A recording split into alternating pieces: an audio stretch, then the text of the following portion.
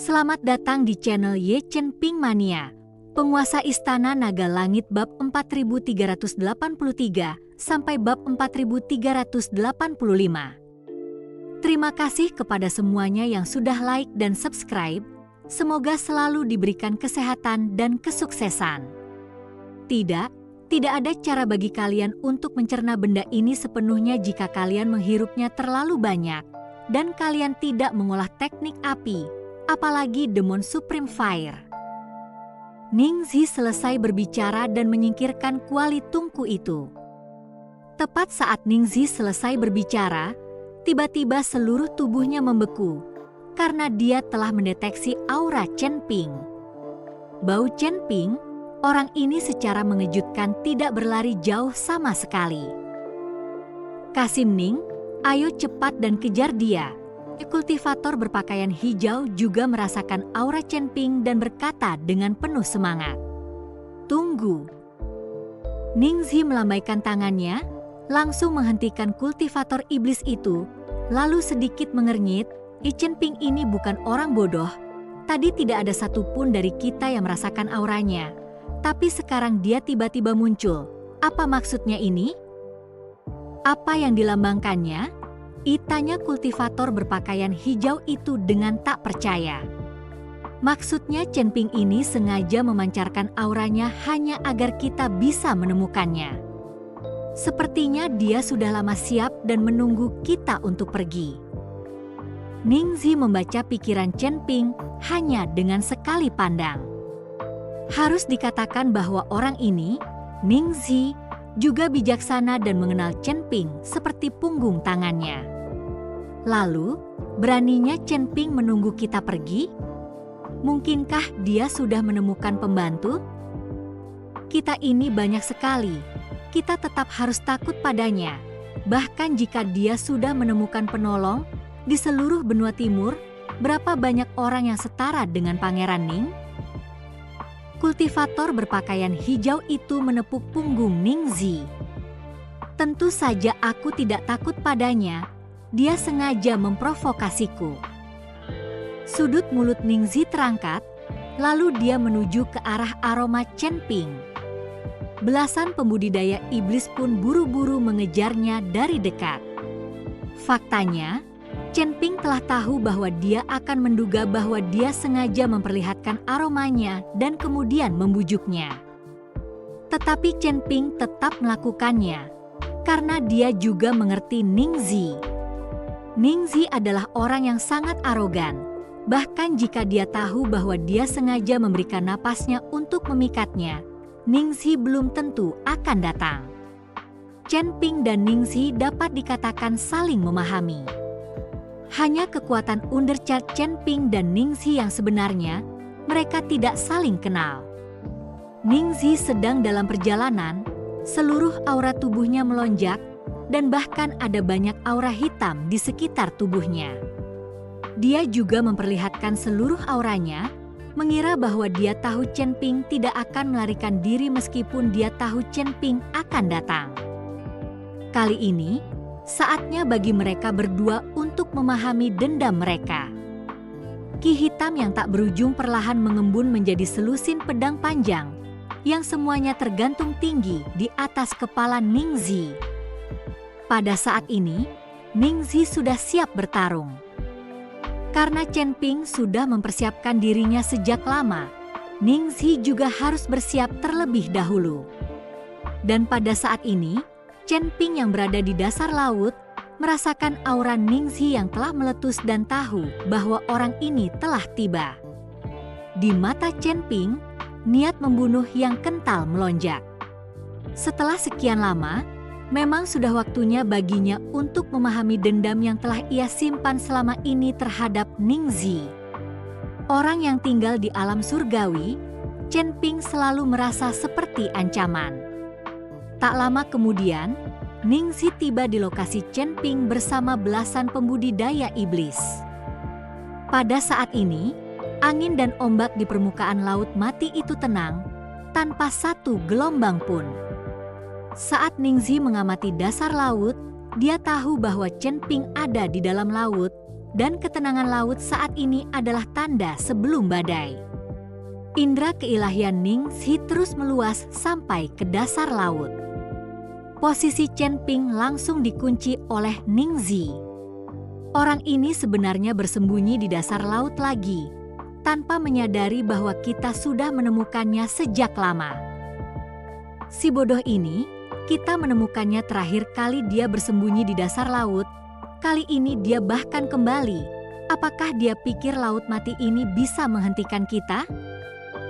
Sudut mulut kultivator berpakaian hijau itu sedikit terangkat, wajahnya penuh dengan ejekan dan tawa dingin. Dia tidak tahu bahwa Chen Ping melakukannya dengan sengaja. Jika Chen Ping ingin menyembunyikan keberadaannya, dia bisa menggunakan formasi penyembunyian untuk menyembunyikan auranya. Mereka tidak akan bisa menemukannya sama sekali. Para pembudidaya iblis yang lain tidak dapat menahan tawa ketika melihat betapa bodohnya Chen Ping. Kali ini mereka tidak akan pernah membiarkan Chen Ping lolos. Persembahan dari aliansi penyegel iblis selama 100 tahun. Jika mereka menangkap Chen Ping, sumber daya ini akan cukup untuk meningkatkan kekuatan mereka secara signifikan. Namun, Ningxi terus menatap permukaan laut, alisnya sedikit berkerut, dan tidak ada kelegaan apapun dalam ekspresinya. Melihat ini, kultivator berpakaian hijau itu berkata kepada Ningxi, Tuan Ning, kali ini kita tidak bisa membiarkan Chen Ping dan Ju Qingxiu melarikan diri. Saya harap Anda dapat membantu kami memasuki laut mati lagi. Kultivator berpakaian hijau itu mengajukan diri untuk membantu. Dia hanya takut Ningxi akan bergerak untuk menghancurkan Chen Ping. Kalau Chen Ping langsung terbang menjadi abu, apa yang akan mereka lakukan untuk mengikuti pemimpin aliansi demi mendapat persembahan selama 100 tahun? Oleh karena itu, kultivator berpakaian hijau ini berencana untuk mengambil inisiatif bersama anak buahnya dan menangkap Chen Ping dan Ju Qingxiu terlebih dahulu. Ningxi mengangguk dan tidak menghentikannya. Dia juga ingin melihat trik apa yang dimainkan Chen Ping. Pri-pri iblis ini tentu saja bisa membantunya menguji apa sebenarnya yang direncanakan Chen Ping. Hanya melihat Ningxi melambaikan telapak tangannya dengan lembut, nafas api langsung naik dari para pembudidaya iblis tersebut, membungkus belasan dari mereka. Melihat ini, pendekar berpakaian hijau itu segera melambaikan tangannya dan berkata, saudara-saudara, majulah bersamaku, kita harus menangkap Chen Ping dan Ju Qingxiu itu. Sang kultivator berpakaian hijau adalah orang pertama yang menyerbu ke arah dasar laut mati. Salah satu lengannya telah dipotong. Ini adalah dendam yang ingin ia balas secara pribadi. Melihat hal itu, para pembudidaya iblis lainnya pun ikut berlarian menuju laut mati. Chen Ping di dasar laut melihat lebih dari selusin pembudidaya iblis bergegas menuju laut mati. Tetapi Ningxi masih melayang di udara di permukaan laut dan tidak memasuki laut mati. Dia tahu bahwa orang ini pasti telah membiarkan pembudidaya iblis ini menjelajahi jalannya. Ningxi terlalu berhati-hati. Chen Ping hanya bisa berpura-pura terkejut setelah ketahuan, lalu melarikan diri ke samping. Melihat Chen Ping melarikan diri, selusin kultivator iblis menjadi semakin bersemangat, terutama kultivator berpakaian hijau dengan lengan patah, memegang pedang besar dan meraung saat mengejar Chen Ping. Melihat Chen Ping begitu panik, para pembudidaya iblis ini menyimpulkan bahwa Chen Ping pasti tidak menyangka kalau dirinya akan ketahuan. Pada saat ini, Ningxi tengah menatap ke arah permukaan laut, disertai dengan cahaya merah yang terpancar dari matanya.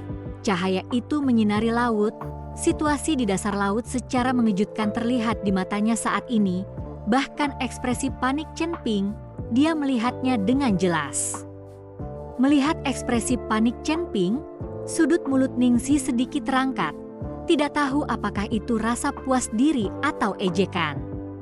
Chen Ping, kau masih mempermainkanku dengan trik kecil ini. Apakah kau memperlakukanku seperti anak berusia 3 tahun? Ningxi bergumam. Dan pada saat ini para kultivator iblis itu mati-matian mengejar Chen Ping. Mereka tidak menyadari bahwa puncak-puncak di sekitar dasar laut sedang berkelap-kelip cahaya pada saat ini. Tepat saat beberapa kultivator iblis mengejar Chen Ping dan hendak menangkapnya, tiba-tiba sebuah cahaya menyambar ke langit. Ledakan. Tiba-tiba, embusan napas surgawi menghantam, seketika merobek air laut di sekitarnya di dasar laut, membentuk ruang hampa besar. Dan ketika belasan pembudidaya iblis itu melihat hal itu, mereka menghentikan gerakan tangan mereka dengan panik. Kemudian satu persatu, mereka melemparkan perisai mereka untuk menahan aura itu. Belasan pembudidaya setan itu semuanya berhenti dan melihat sekeliling dengan heran. Sial, Chen Ping ini benar-benar memasang jebakan di dasar laut. Untung saja kita sudah siap.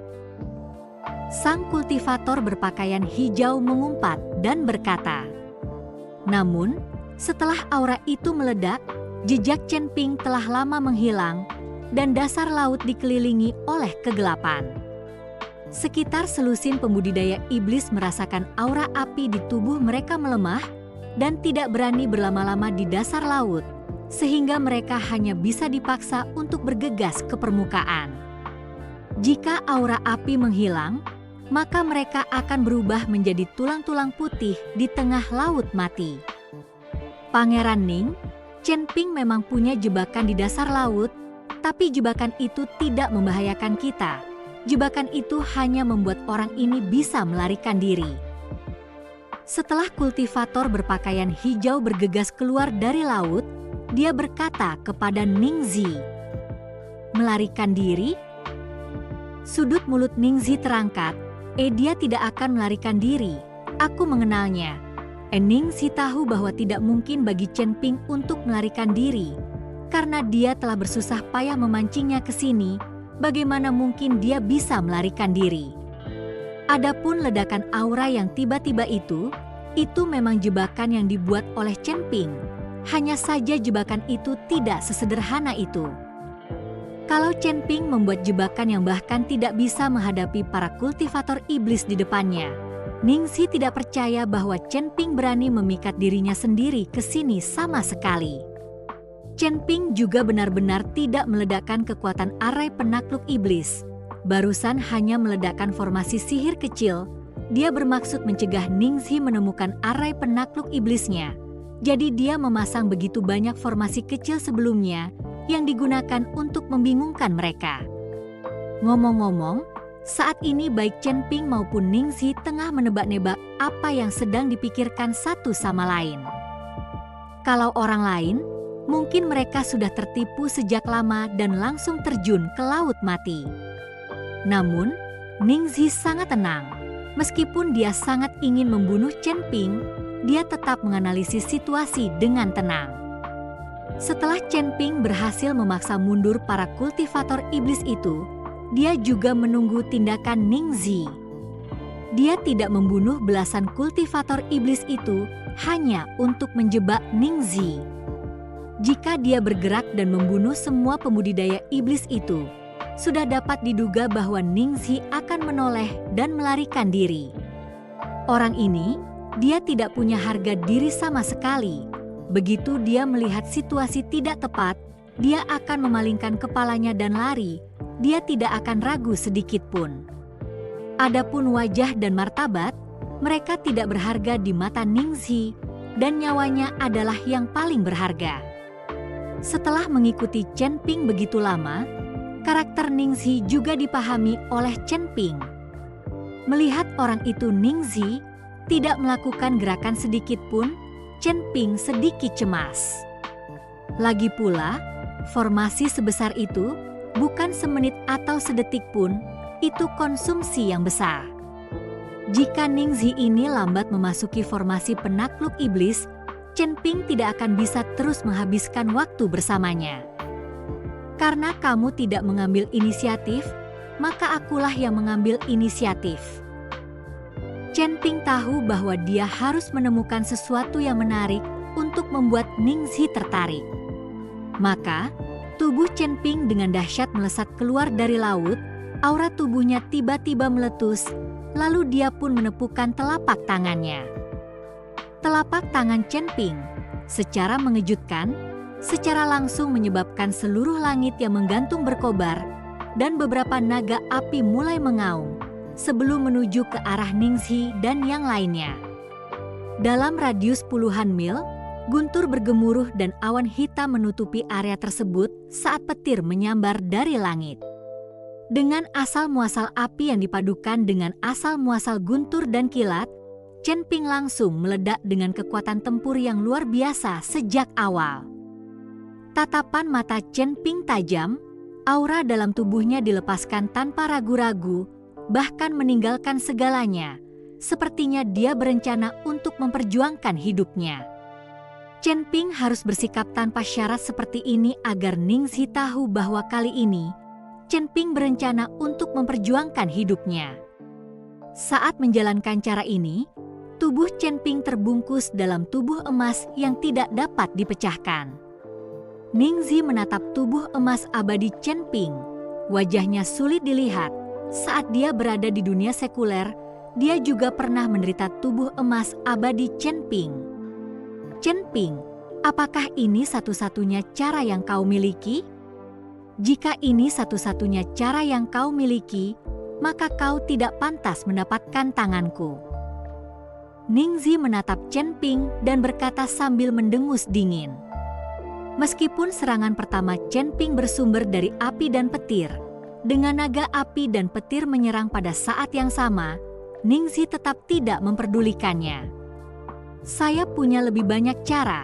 Pedang tebasan naga milik Chen Ping muncul di tangannya, dan bersamaan dengan lambaian pedang tebasan naga, badai bilah pedang yang tak terhitung jumlahnya mulai melesat keluar. Naga api, petir, bilah pedang.